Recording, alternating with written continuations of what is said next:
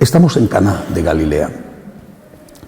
Y en nuestro esfuerzo por entrar en el corazón de Jesús y en el corazón de María, porque aquí son protagonistas los dos, Jesús y María, nos encontramos con un problema que no es fácil de entender.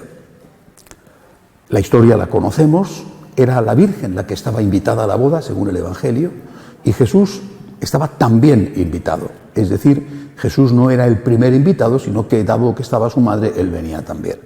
Jesús se presentó con sus apóstoles, sus discípulos, seguramente todavía no había hecho la elección de los apóstoles, se presenta con un grupo de discípulos, al menos 12, pero seguramente es posible incluso que más. Bien, el caso es que durante la celebración de la boda, que duraba varios días, la fiesta de la boda, se acabó el vino. Jesús, Dios verdadero y hombre verdadero, es decir, la humanidad de Jesús era la humanidad del hombre, no se dio cuenta. Mientras que la Virgen María, mujer verdadera, se dio cuenta. Es la Virgen la que percibe el problema.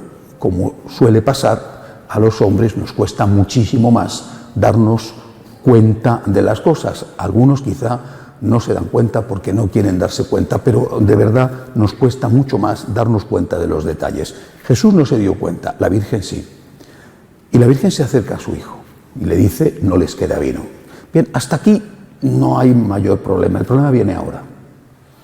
Porque Jesús le dice a su madre, mujer, no ha llegado mi hora. Podemos pensar que la hora era la hora del milagro, ¿vale? Pero en realidad la hora era la hora de la cruz. ¿En qué sentido? Que desde el momento en que hizo el primer milagro, empezó, digámoslo de alguna manera así, la cuenta atrás. Es como si él tuviera un tiempo en que podía estar predicando, haciendo milagros, su vida pública, y ese tiempo duraba lo que él sabía que iba a durar. El momento en que empezaba a llamar la atención con el milagro, desde ese momento empezaba la cuenta atrás. La hora, y es San Juan el que utiliza este concepto repetidamente, ha llegado su hora, no ha llegado mi hora. Lo dice en Caná de Galilea, mujer, no ha llegado mi hora. La hora del primer milagro, que es el inicio de la cuenta atrás para la hora de la cruz. ¿Sabía la Santísima Virgen a qué se refería su hijo? Si no lo sabía, tuvo tiempo después de pensar y de decir, podía haberme callado y que se hubieran quedado sin vino y este hubiera estado todavía unos meses más hasta el primer milagro, porque tenía que haber empezado en algún momento. Esto no lo sabemos.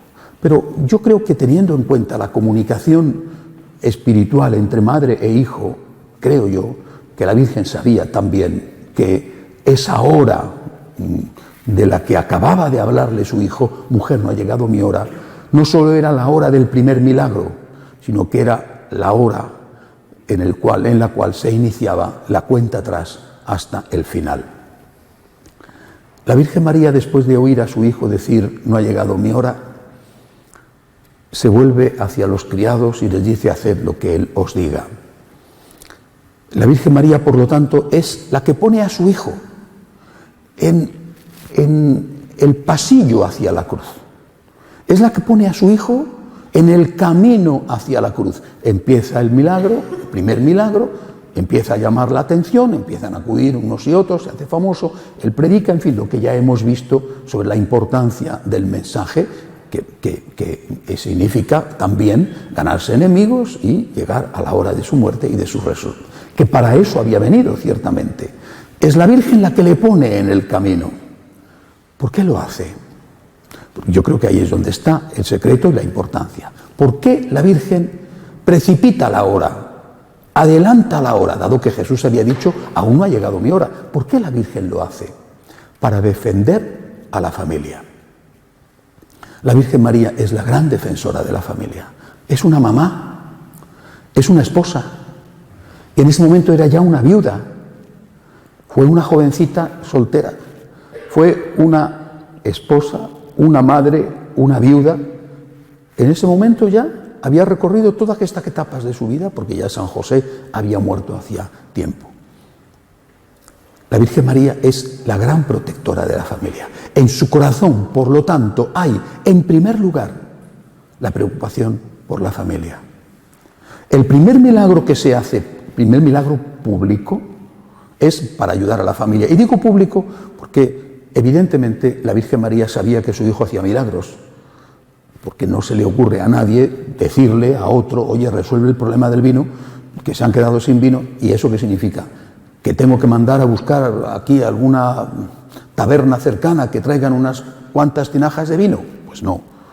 La Virgen María sabía que su hijo podía hacer el milagro. Por lo tanto, no era el primer milagro de Jesús, pero sí era el primer milagro público de Jesús.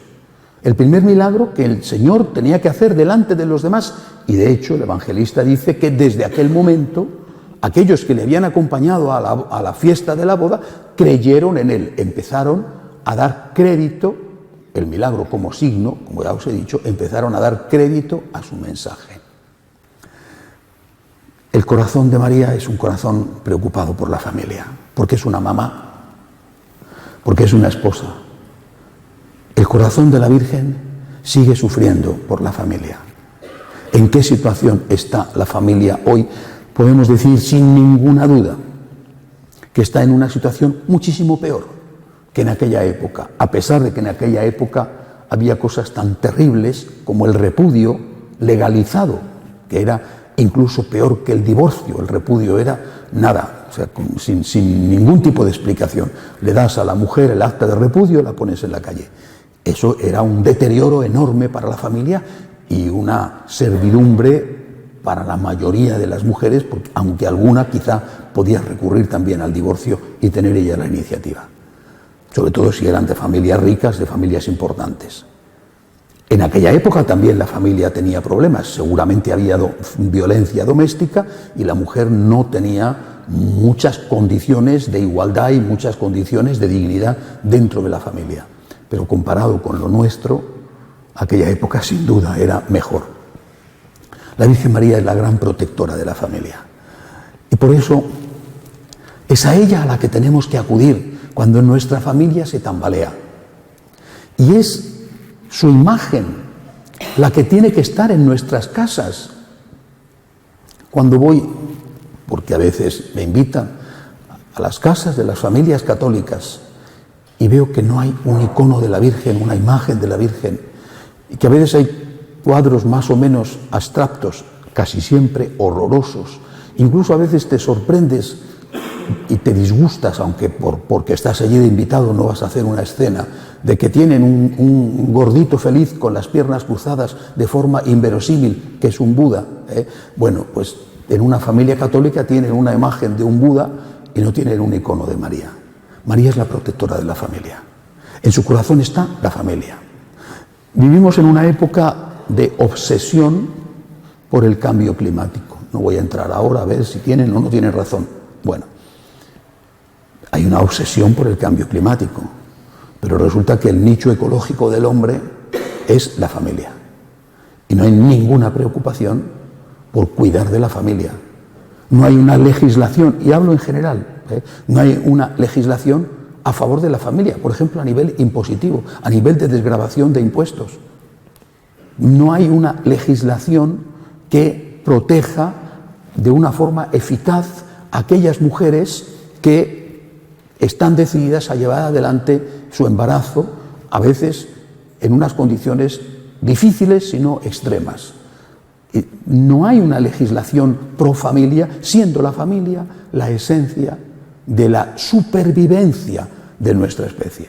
Preocupados por el cambio climático, repito, con razón o sin ella, en cambio nada preocupados, empezando por los que tendrían que preocuparse más, que son las autoridades públicas, nada preocupados por la defensa de la familia. En el corazón de la Virgen estaba en primer lugar la familia. ¿Qué tenemos que hacer para salvar nuestra familia? ¿Qué dice la Virgen? La Virgen dice, haced lo que Él os diga. Os decía antes, el mensaje de Jesús es un mensaje de vida, de salvación. No solo la cruz de Jesús, el mensaje de Jesús es salvación. La revelación transmitida a través de Jesús es salvación, aunque nos cueste trabajo, aunque suponga abrazar la cruz del perdón, por ejemplo. El mensaje de Jesús es salvador, no es amargador, no es aguafiestas, es salvación. Y esto vale especialmente para la familia. En la medida en que dejas que el Señor esté en tu vida, en tu alma, en la medida en que el Señor está, porque lo permiten los dos, está en tu hogar, donde dos o más están unidos en mi nombre y yo estoy en medio de ellos, tu familia se salvará. En la medida en que tú rechazas esta presencia de Dios en tu vida, en ti, o no haces todo lo posible para que esté en tu hogar, en esa medida tu familia corre un grave riesgo.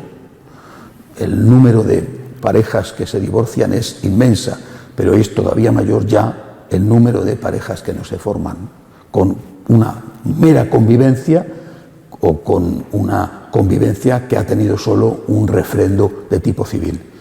Y esto entre bautizados, aunque sean bautizados muchas veces bautizados paganos, como decía el Papa Benedicto XVI. Por lo tanto, Jesús va a adelantar su hora a petición de su madre para salvar la familia, nuestro nicho ecológico. Pero es que nosotros podemos colaborar con Jesús y con María haciendo la voluntad de Dios en nuestra vida. Es decir, introduciendo al Señor en nuestra alma, haciendo las cosas por Jesús, abrazando la cruz, y esto vale igual para la familia que para la comunidad, abrazando la cruz por Jesús y con Jesús, haciendo lo que el Señor nos está diciendo continuamente. Nadie tiene mayor amor que el que da la vida por sus amigos, estando dispuesto, por lo tanto, a dar la vida por el otro, aunque a veces ese otro sea un prójimo muy próximo y sea muy difícil dar la vida por él. Más difícil que dar la vida por un próximo que no conoces, que está alejado a miles de kilómetros. Pero es tu próximo prójimo, aquel con el cual convives, aquel con el cual te has casado, por el cual tienes que dar la vida. Si después tu matrimonio se rompe, que al menos puedas decir delante de Dios que has hecho todo lo posible para salvarlo. Pidámosle al Señor, pidámosle a la Virgen que nos dé la fuerza para salvar nuestras familias y aquellas que ya están rotas. Pidámosle al Señor también por ellas para que el cónyuge que ha quedado seguramente más debilitado por el divorcio, por la ruptura, pueda encontrar en Cristo la fuerza, la paz y la esperanza. Que así sea.